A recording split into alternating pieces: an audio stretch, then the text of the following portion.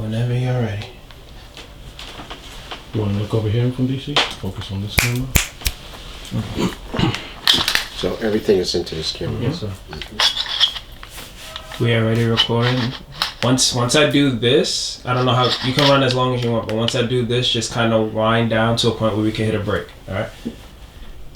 And I'll give you 5 minutes so you're not cut super short. But you can start at any time you like. Imhotep. Ankh Uja Senebneb. I'm Mfundishi Jehutimus Ka in Haru, and welcome. It is time for us to go deep. We're living at a times where information is extremely important. And so what you don't know could hurt you. What you don't know could shorten your life tremendously. What you don't know could keep you in a state of enslavement. And that's the state we happen to be in now. Our minds have been enslaved. The chains are off our arms and hands and legs, but our oppressor has wrapped it around our mind and binded us. I saw a cartoon once where somebody had joined the church and the pastor opened up his head and took his brain out and said, "You won't be needing this." That is what has happened to us right now. I want to talk about symptomatic thought versus symbolic thought based upon how we're being oppressed today. How does our oppressor use the information that we created, even against us? And everything they do is based upon symbolic thought, but they've convinced us that symbolic thought is where it's at. They've convinced us that symbolic thought is the highest level of the human domain. Because most animals don't use symbols. Most animals are only operating from symptomatic thinking. It is what it is. That's a tree. It's not the tree of life. It's the tree. In fact, it's a fig tree and I'm getting ready to have some figs. Okay? And that's it. Okay? With symbolic thought, symbolic will take you someplace else, and it depends on who's the creator that created the symbol on how real it is. Right now, we got a spookism God, a God in the sky that you're praying to. Like, he's up there listening to everybody on the planet. No, there is nobody up there looking at that, especially a white boy with a beard and some long hair. That is not happening.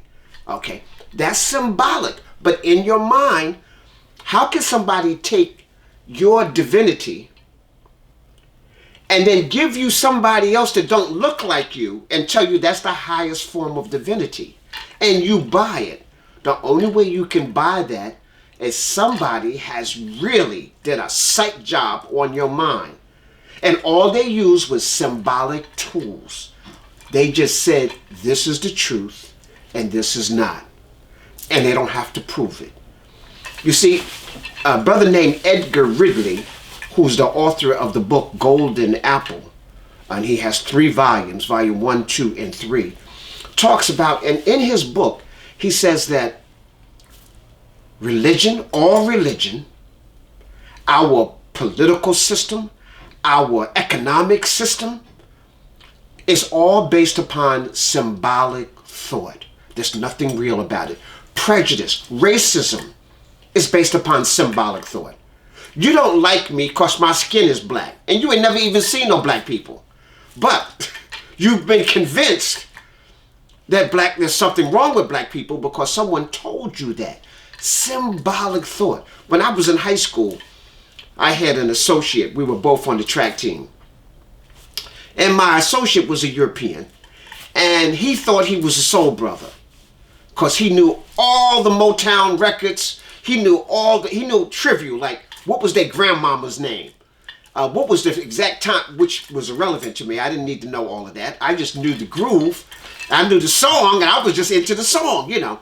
But anyhow, I said, listen, you're more programmed than I am. He said, what do you mean? I said, you think you're better than me because you're white. You can't beat me running. You can't beat me dancing. You can't jump. I'm a straight A student. You about to flunk out of school. But you still think you're better than me only because you're white. Now, right now, I didn't know the concept of symbolic versus symptomatic at the time, but that's exactly what it was. Symbolically, he thought he was superior because someone told him, not based on no evidence. Someone just told him he was better because he didn't have no melanin. Think about that. You ain't got no melanin. Melanin is your protection from Ra and your connection to the universe. So you're melanin deficient. And you think you're better than melanin dominated people? That's retarded right there. Just think about it. We say, oh, she has pretty eyes because her eyes is blue or green. She can't even see what you see. She can't even capture speed of light like you can.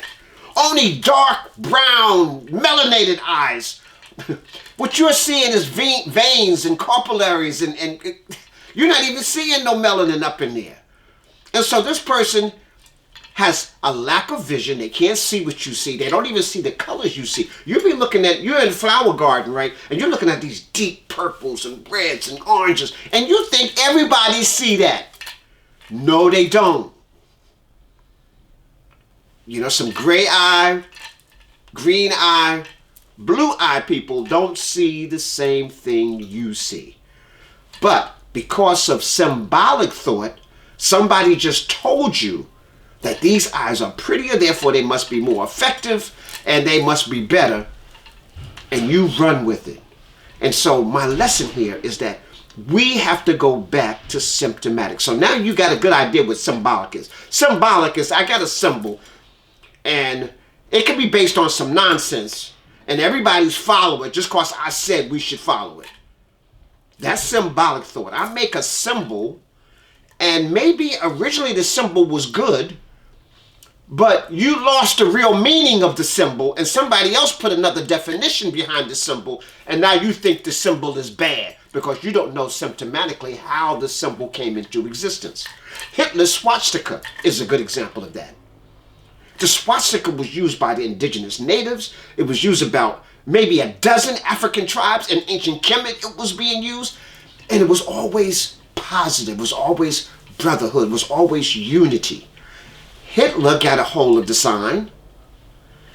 And because he killed so many people, now we associate that with something evil. We associate the sign with hate.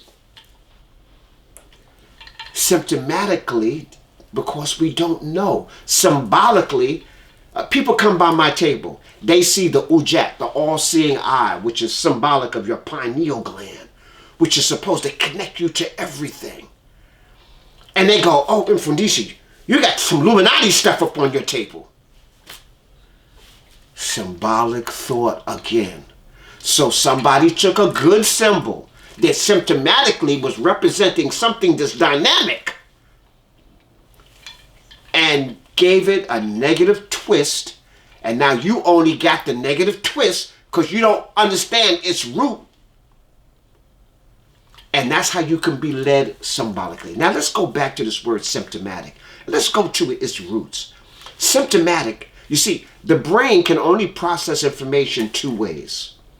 Either symptomatically or symbolically. Those are the only two ways. Symbolically is a learned behavior from some abstract entity. Symptomatically is a learned behavior, but through realism, through expression, through experience. Okay, I can say fire is hot. And then I put a little flame up here saying stay away.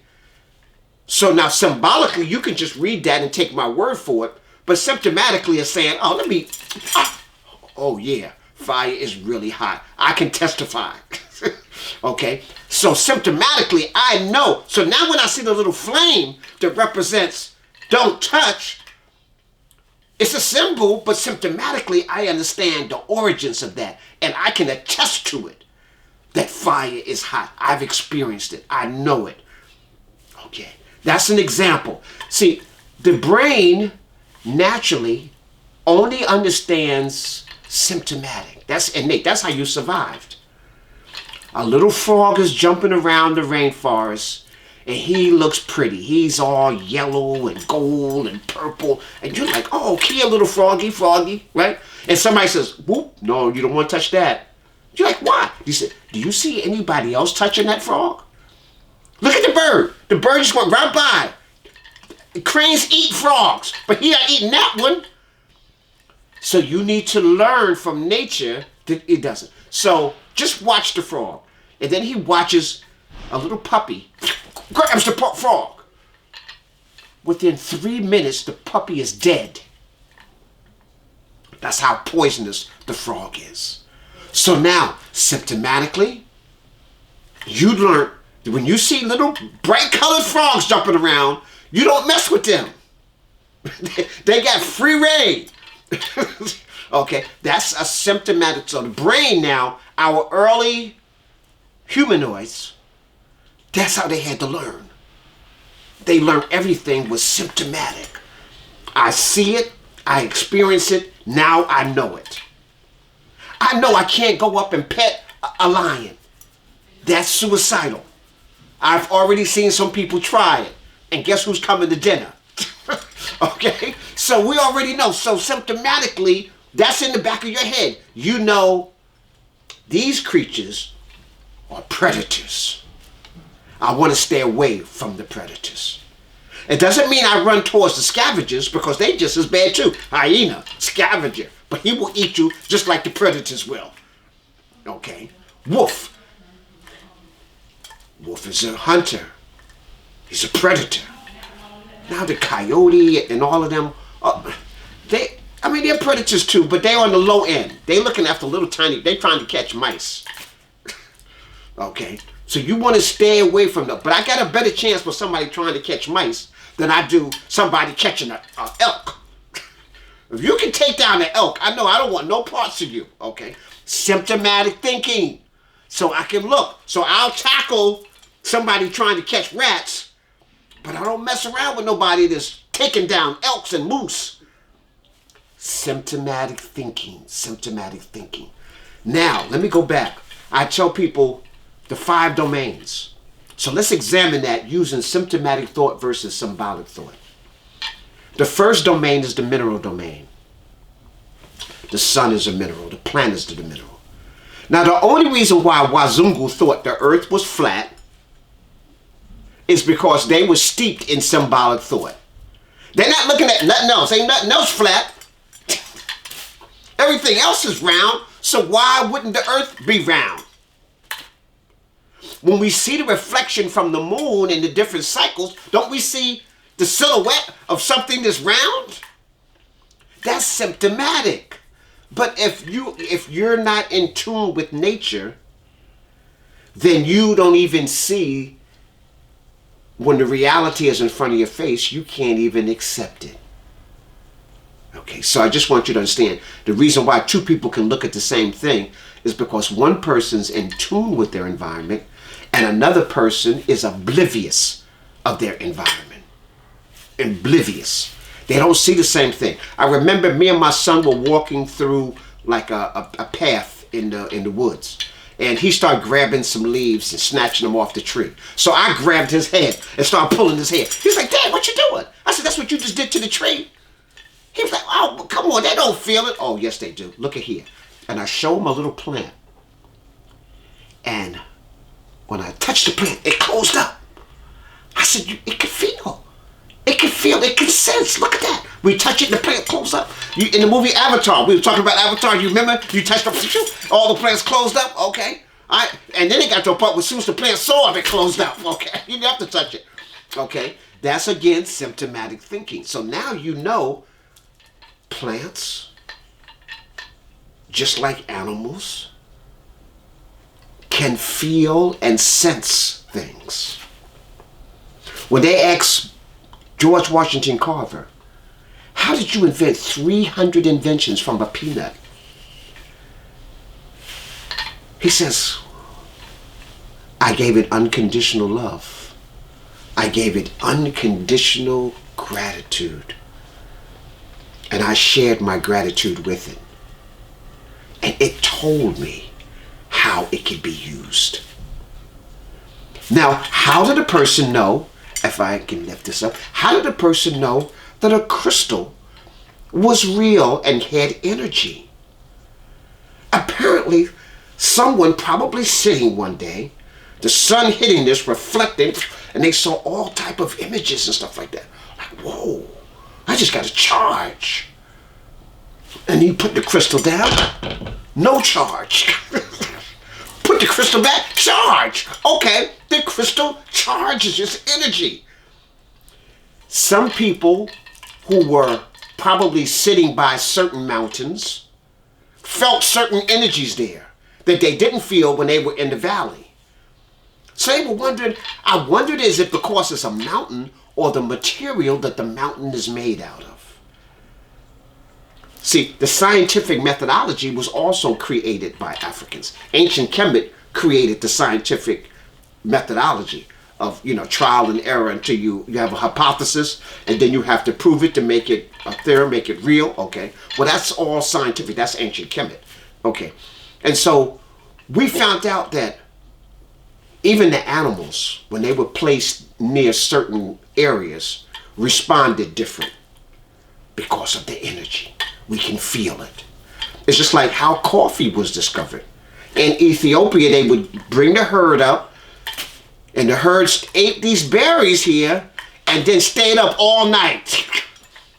Oh, okay, we can't let them eat these berries. First, they just thought it was a coincidence, but then they realized that no, it only happened when they ate these particular things. Okay, so now that's deductive reasoning. And so symptomatic thought is using deductive reasoning to come up to see how that can be used in a human frame. And so it's extremely important. So the mineral domain, through unconditional love, if I'm holding this crystal and I'm really tapped in, I'm really meditating, I began to feel an energy. I start seeing imagery that I would not normally not see. So now that's not symbolic, that's symptomatic. I'm thinking it's innate, it's real. I can feel it. I take certain crystals and I put them in a plant. And then I have another plant right next to it that I don't put any crystals in. And I water both of them the same every day. And then I look, and 1 week later, one plant is like alive, it's flowering, and the other plant is just moving along normally. So now, did the crystals have something to do that? How come this when I didn't put the crystals in it? So now, let me take and put crystals in the one that ain't doing nothing. A week later, it's thriving. So now, from deductive reasoning and analytical thinking and logic, which symptomatic thought is based upon, I can say crystal can enhance the life of all living creatures. That was a plant, but it did the same thing for me. All living creatures are enhanced by the power of certain crystals. And then I noticed that certain colors did the same thing. And so I have a crystal this one color versus a crystal's another color, and I get different energies from it. So symptomatically, we began to feel. So when people, for the Wazungu, for the Westerners, the study of crystals is new age to them. This is ancient for us. I often show the pictures of ancient Kemet. My brother, can you hand me that book? Yeah, that one.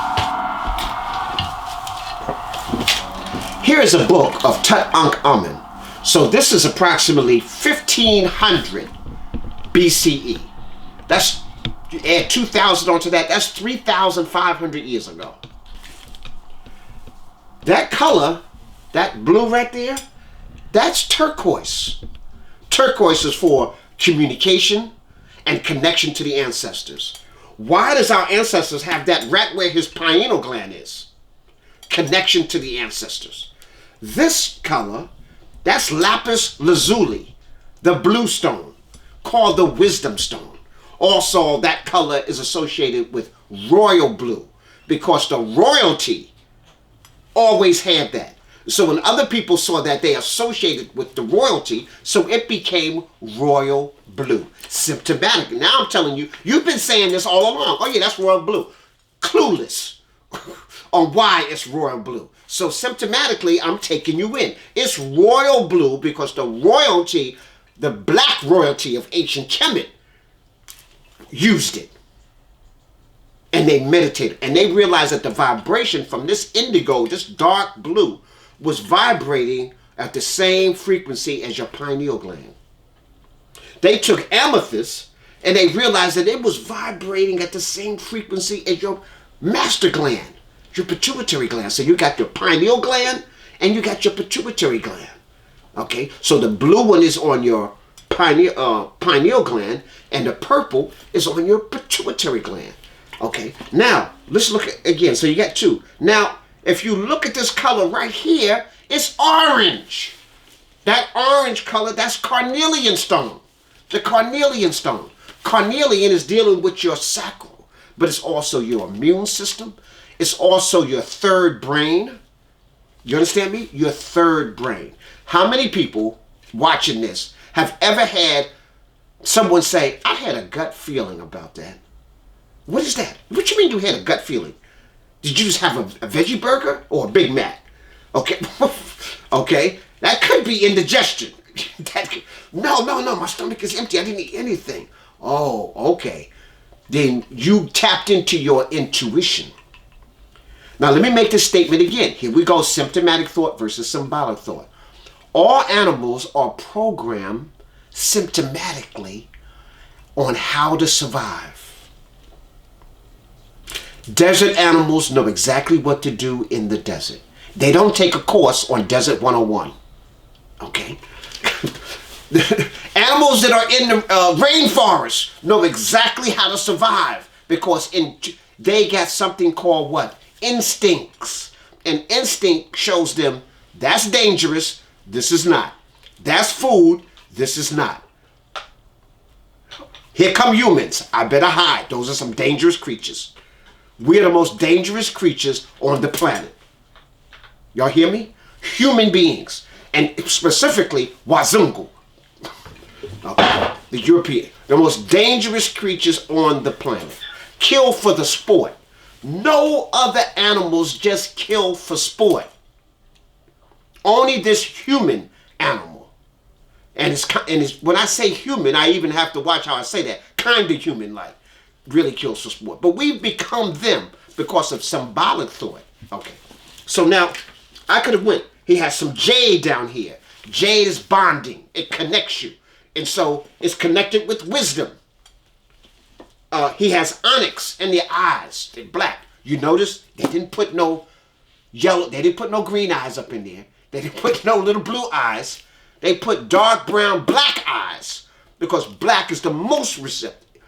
Brings in the most light, okay, and blocks out all those things that is not needed. And why is everything in gold? Gold enhances all energies. Gold is the greatest conductor on the planet Earth. We don't use gold in our house because it's too rare and it would be too expensive. So you use copper. In fact, when something is, gold is 24 carats. If something is 18 carats, that means it's 6 parts copper and 18 parts gold. If something is 12 carats, like we have in America, most gold is like 12 and 14. Most African gold is like 18, stuff like that. But in America, that's because somebody's lining their pockets with the other 4. Okay, in America it's 12 and 14 carats at the same price as African 18. Okay, all right, so there's something wrong with the math there. Okay, but gold intensifies everything. Silver metabolizes everything. Okay, the next time we talk, I'm going to go into the characteristics of those particular minerals, gold and silver, and blow your mind. Okay. But I just wanted to even tap into here because I'm still dealing with symptomatic thinking. So now, even though this is symbolic, by putting these colors here and putting these stones here, symptomatically we know that it really is that. And so the symbolic and the symptomatic are connected. Okay? So I know we have a school of thought of some people thinking that all symbols is bad. No. When the symbol is based upon symptomatic thinking, it's like a reading is symbolic. So is reading bad? No. Maybe if you're only reading porn, it might be bad, okay? But there's such thing as reading some intelligent information. And so it's how you use that information what makes it good or bad. And we need to understand that. So just don't think because it's symbolic is bad. If the symbolic imagery is based upon symptomatic thinking, then it could save your life. Remember the flame, hot? Okay, that's the image. But now it can stop me from going through some hardship by paying attention to these particular signs. Okay, so therefore all symbols are not bad. It is just that when symbols are just based upon abstract thought and you don't understand the origins of why they use that symbol. You see, commercials program your mind every day using subliminal suggestion. They take something that was symptomatic to us and then they co-opt it for themselves, and your inner conscious mind thinks that's good when really it's bad. If you look at Mobil Oil, you look at Shell, if you look at all of these multi-conglomerate corporations, they use African imagery. Look at CBS. They telling lies every day. They got a big eye looking at you. So you're thinking like the Jack, oh, that must be good. No, it's not. And it's a blue eye, so be careful. All right? And so this is a perfect example. Commercials do it all the time. They take our imagery, reverse it, and then give it back to you.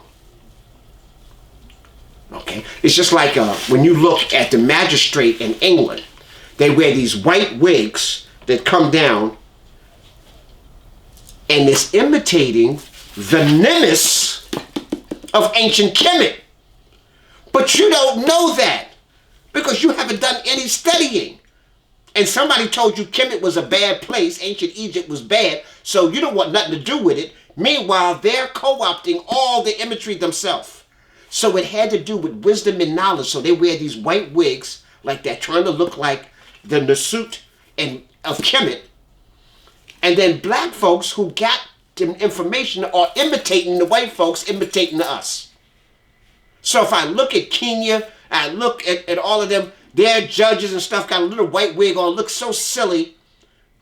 And they trying to look like their former enslavers. And their enslaver is trying to look like them. So you see how symbolism can get mixed up if you don't understand symptomatic thinking? Remember, symptomatic is innate to the human mind. It's helping you survive and flourish. Symbolic might be just to control you or to manipulate you. Originally, it was to educate you. And so maybe you didn't have to have the same experience I had, but I can show you the symbols of the knowledge I have and help educate you. That's how symbols were originally used. But then some people began to start thinking, oh, wait a minute, we can use this to program people's mind to do exactly what we want to do. And so that's what the Europeans have done. They use it in commercials. They use it in all their advertising. Subliminal thought to make you think about something that you don't need to be thinking about. Make you think you need something that you definitely don't need. Make you go out and pay $300 for some Jordans like it's going to make you jump higher. And you think you can slam dunk with your tongue out because you got some Jordans on. No, that's not going to happen. You just out of $300. And so people, hone back in. Symptomatic thinking is real. I can prove it. I've experienced it. I touch it. Symbolic, based upon nothing but what just somebody said. Racism, capitalism, all of them religion, based upon symbolic thought. Come home to Africa symptomatically.